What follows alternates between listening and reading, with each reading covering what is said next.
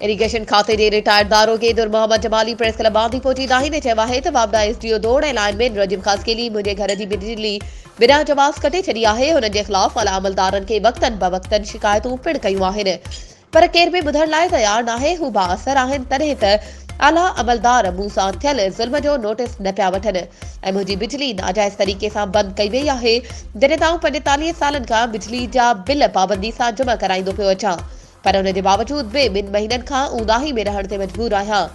हुन वधीक चयो त मूंखे वापडा अमले तरफ़ां मुसलसल हिरासत कयो पियो वञे ऐं FIR दाख़िल कराइण जूं धमकियूं ॾेई रहिया आहिनि।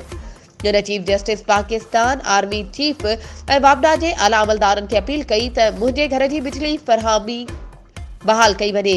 जेकॾहिं मुंहिंजी बिजली बहाल न कई वई त वापडा दौड़ ऑफिस साम्हूं पंहिंजे मसइलनि समेत एहतिजाजी मुज़ाहिरो कंदसि। वधीक ख़बरुनि ऐं अपडेट्स जे लाइ असांजे चैनल खे सब्सक्राइब कयो ऐं हा, बेल आइकन खे प्रेस करणु न विसारिजो त जीअं असांजी हर नई अचण वारी वीडियो तव्हां ताईं पहुची